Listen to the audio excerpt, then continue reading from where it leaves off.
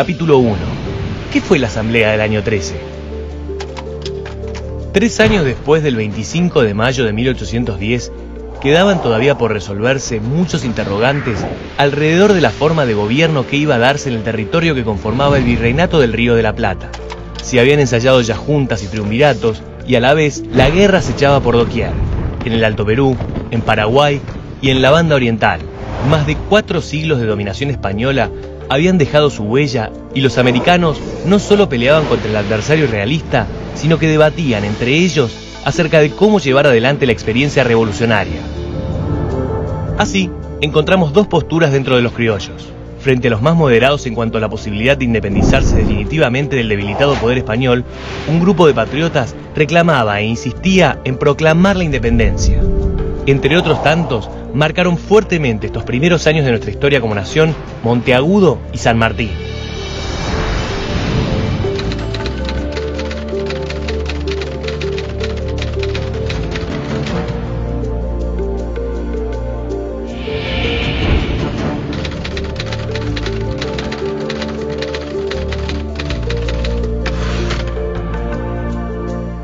Por otro lado, también existían conflictos en torno al rol que Buenos Aires debía tener en el proceso político.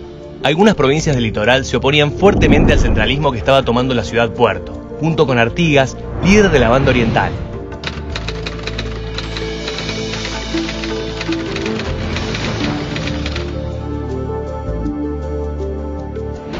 A tal punto llegaba el enfrentamiento que los diputados enviados desde el otro margen del Río de la Plata, que llevaban instrucciones precisas acerca de la necesidad de declarar la independencia y de limitar el poder de Buenos Aires, no fueron admitidos en el Congreso.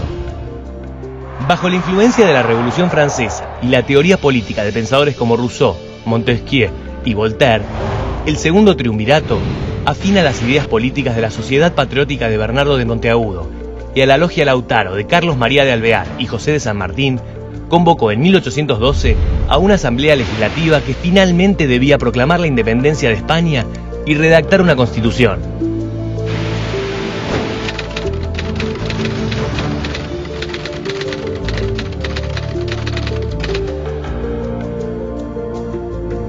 Sin embargo, la situación internacional, con la derrota de Napoleón, la vuelta de Fernando VII al trono de España, las derrotas del ejército del norte en el Alto Perú y fundamentalmente los debates en torno a cómo organizar al Nobel país, hicieron que esa tarea quedara pendiente.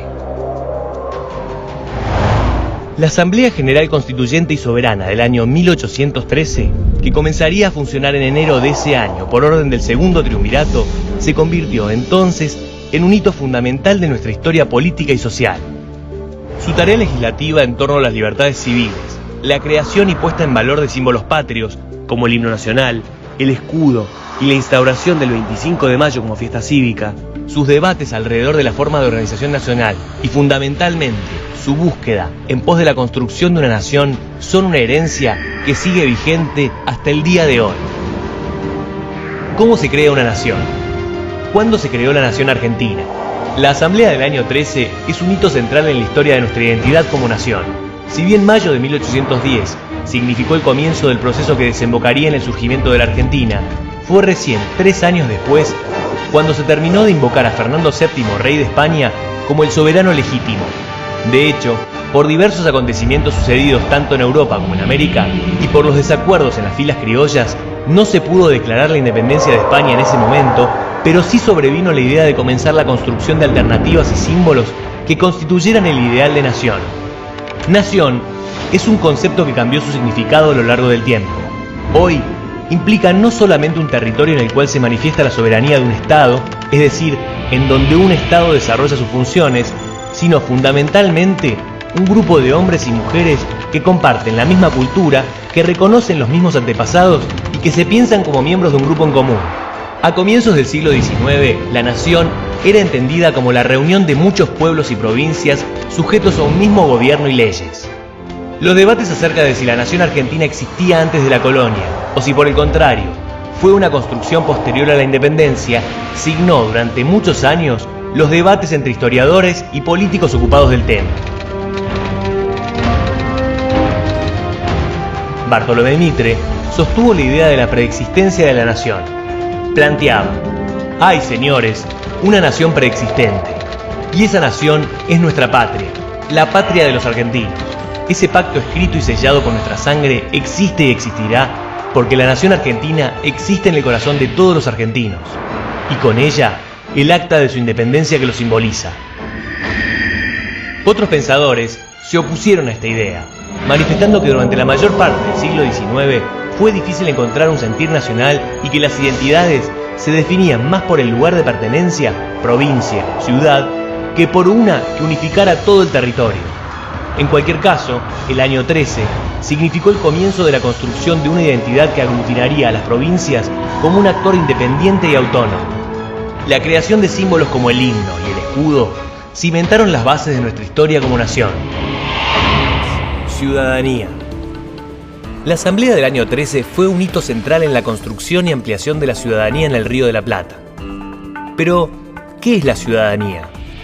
Si bien su origen tiene que ver con las antiguas polis griegas, fue la Revolución Francesa la que instaló en Occidente la actual noción de ciudadanía, cuando proclamó la Declaración de los Derechos del Hombre y del Ciudadano en 1789. En ella se expresaba la ciudadanía en términos de igualdad jurídica, algo que sería fundamental para el resto de las naciones que quisieran instalar un Estado de Derecho en su territorio. Los hombres nacen y permanecen libres e iguales en cuanto a sus derechos. Las distinciones civiles solo podrán fundarse en la utilidad pública. Declaración de los Derechos del Hombre y del Ciudadano. Siguiendo estas ideas, la Asamblea fue fundamental a la hora de poner en pie de igualdad ante la ley a los diferentes grupos de la población del antiguo virreinato. Pero, ¿por qué era necesario esto para construir una nación? Porque durante la colonia, no todos eran iguales ante la ley. Además de la diferenciación social que de por sí generaba el vínculo colonial, los nacidos en España siempre serían superiores a los criollos e indios, los conquistadores trajeron consigo mucha de la normativa feudal que existía en Europa. Además, el comercio triangular con África y Asia, establecido fuertemente en el siglo XVI, generó la afluencia de miles de esclavos que tenían una condición jurídica aún inferior a la de los criollos. Así, en las Provincias Unidas, había un abanico muy variado de situaciones que hacía imposible sostener la igualdad ante la ley. Los españoles y los criollos por un lado, los nobles y los plebeyos por otro, los esclavos y los libertos, junto con los indios, en una situación siempre inferior desde los inicios de la colonia. La Asamblea fue uno de los primeros intentos de reorganizar esta sociedad, ubicando a todas estas personas en un mismo nivel, considerándolas en primera instancia hombres iguales ante la ley y luego ciudadanos parte de una nación.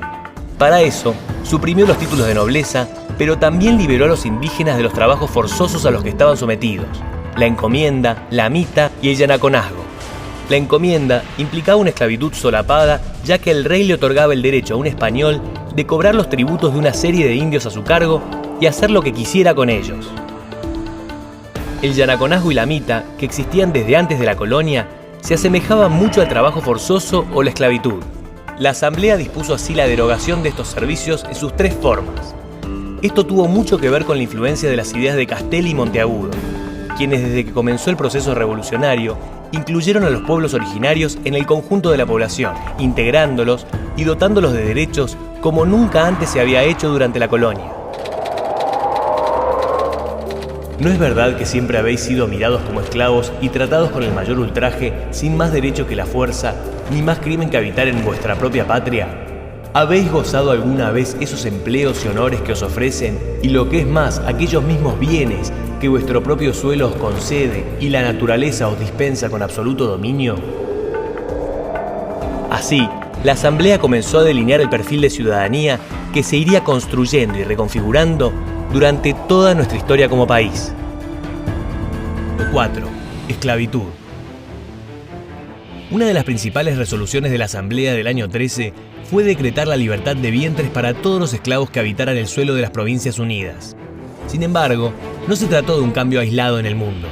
Ya en 1807, Gran Bretaña, que se encontraba en plena revolución industrial, había abolido el tráfico de esclavos. Pero, ¿esto era el fin de la esclavitud en las Provincias Unidas? No. Esta ley liberaba a los esclavos que todavía no habían nacido, ya que hasta ese momento el hijo de una esclava pasaba a formar parte del patrimonio del señor de su madre. ¿Cómo fue el decreto? Primero, se les otorgó la libertad a los hijos de esclavos nacidos a partir del 31 de enero de 1813. De esta forma, los hijos de las mujeres esclavas se convertían en libertos. Si bien esto significaba un avance con respecto a su situación anterior, lejos estaban de gozar de plena libertad. Entre otras cuestiones, los libertos debían permanecer en la casa del amo hasta que se casaran o tuvieran 20 años en el caso de los varones y 16 años en el caso de las mujeres.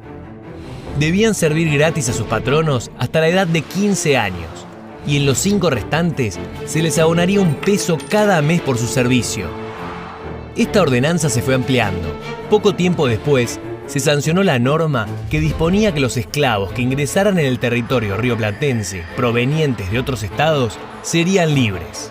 Sin embargo, por la presión de los poderosos propietarios de esclavos, se privó de los beneficios de la libertad a los esclavos que arribaran, ya sea con sus dueños o fugados, sobre todo de las plantaciones de Brasil. Chocaban entonces dos derechos clásicamente liberales: el derecho a la libertad y el derecho a la propiedad. El legado de la Asamblea puede ser pensado de distintas formas, o puede ser visto como algo que restringió en parte la esclavitud y la frenó a futuro, o como una medida a mitad de camino, ya que dejaba en pie una de las peores instituciones de todos los tiempos. La Asamblea fue un precedente para el resto de América. En Perú, los niños de los esclavos nacieron libres a partir de 1821. En Gran Colombia, que incluía los actuales territorios de Venezuela y Ecuador, el mismo año. En Uruguay, la libertad de vientres se promulgó en 1825 y en Paraguay en 1842. El caso de Brasil es muy especial. Allí la abolición de la esclavitud recién llegó en 1889, 36 años más tarde que en la Argentina.